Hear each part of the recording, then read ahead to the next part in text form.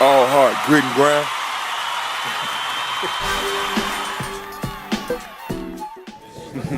With John Hollinger, man, welcome. Thank you. Good summer? Yeah, it was good. It was really good. Yeah. Been eventful. Yeah. Well, I guess I think that more is the spring was really eventful. The summer was good. I had a good summer. I take it you were away while a lot of other things were going on. I'm tap dancing around stuff. Yeah, I was here too. We were doing all the scouting for the draft and everything while all that was happening and getting ready for free agency. So yeah, Things change. it was things change. Yeah. On paper, okay, and it seems like this is becoming a pattern. Every summer, or this time every year, we say, wow, the team got deeper, they got better, they got more talented. And it felt like we were saying that last year, but this year, it looks even better on paper. Obviously, the pieces have to come together. Yeah. What are your thoughts from your background as a statistician? Yeah, I think it really shows out if you compare what we had, say 2 years ago to what we have now in terms of our depth. Obviously we've had the core four the whole time, but when you go into the bench now, I think there's a lot more confidence in those players that we can bring in. Certainly backup point guard, I would say we've upgraded dramatically, bringing in Nick and Bano these last couple of years, bringing in Costa, getting a legitimate backup five, and I think we have a lot of wing players and a lot of players at the four we can count on too. We're expecting big things from John Lohr at the backup four. We have Vince Carter now. Obviously we have Quincy healthy for a year. So yeah, you look at us and I think this is a team that goes 12, 13 deep if it needs to, and I don't think that's been the case with us if you go back, especially 2 years ago. Do you were there specific skill sets or intangibles that the front office set out to fill in the offseason, and then how do you think you did in that? Yeah, we wanted somebody else who could handle the ball and be a playmaker, not necessarily a one, but just somebody who could kind of do some of those things in pick and roll that Vince Carter especially can do,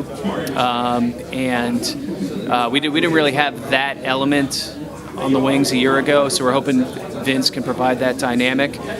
Beyond that, I think we were really just looking to get good players. We came into the draft with the mindset that we take the best player available. Jordan was clearly that when we got to our spot in the draft. Same goes for Jarnell, and so we're hoping they can contribute this year too. Are you looking at? Okay, don't reveal too much, but what would you say are still some of the weaker areas, just again on paper, before you see all the pieces come together? We were dead last in three-pointers last season.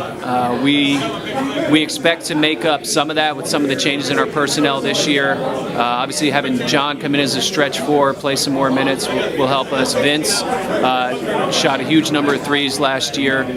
So even though he didn't hit as high a percentage as Mike Miller did, he shot a much greater quantity. So I think that will help improve our three-point total. Having Bano for a full year will help with that. Having Quincy for a full year will help with that. We're hoping to get closer to the league average in three-pointers this year.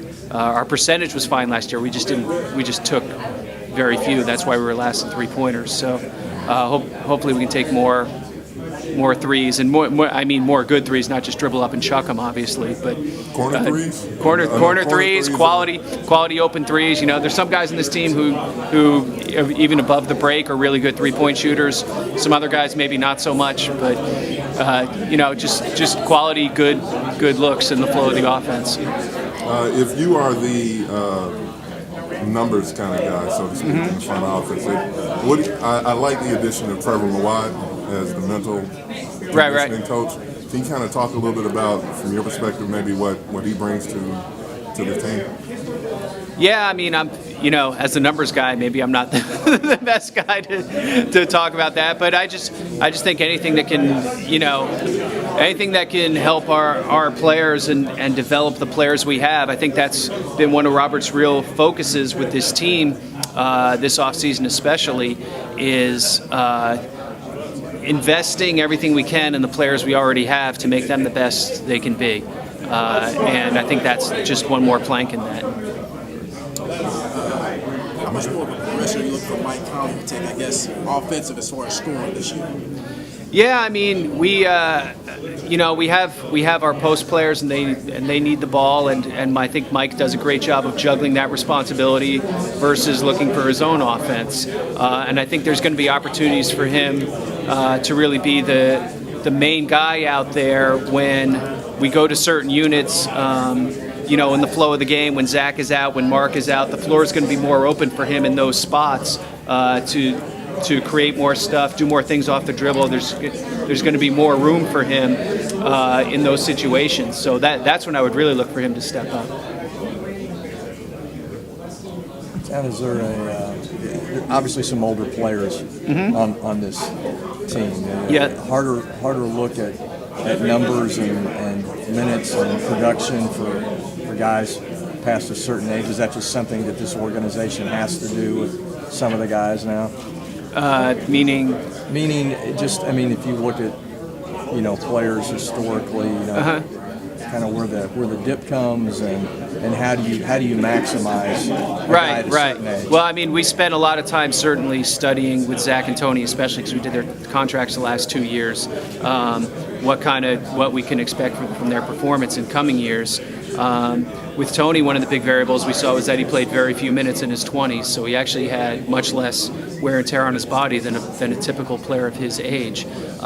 With Zach, I think it's more, we look at him as having the prototypical sort of old man game, I guess you'd call it, where he's not really dependent on leaping and athleticism. It's more subtle things, using his body, using his touch, and so our hope is that will age well because of that. Obviously, bringing in Vince, that's a little different ball game. There's actually very few players who's even been able to play to his age as a rotation player, so there weren't even that many comparables to use. What we did see was that the players who did get into their late 30s as rotation players, generally they still had at least one and usually 2 good years left in them if they wanted to continue playing. There were a lot of guys like Havlicek and Reggie Miller who were still good enough to play, who were just like, okay, I'm done here. I don't see that in Vince, though. I think he still loves to play, still loves to be out there. And so I think we can still get a couple good years out of him. And the Spurs have obviously gotten great mileage out of some old guys. And I think one of the things that we look at with them, obviously, is that they've been able to manage their guys, too, and make sure the wear and tear isn't too great at any one time. With that said, they've also been fortunate in the players that they've had, that those players haven't had major injuries and have been the type of players who are internally driven enough to keep themselves in shape and keep competing and do all those things too. Chris said he thought this was the deepest Grizzlies team on paper from an analytical standpoint. Do you think that's so? I think so. I was just telling Lee, he compared it 2 years ago especially. I think the bench is the biggest area where we've improved this team. You look at, getting a real legit backup 5 in Costa. You look at the backup point guard position where we've added Nick and Bano. I think we have basically 6 wing players who are rotation caliber players now. And so I think we're in a really great spot. Yeah. How much does a healthy Pondexter help the outside shooting along with Carter? Oh, it's a ton, yeah. I mean, we were last in the NBA in three-pointers last year. Losing Quincy early in the year definitely contributed to that.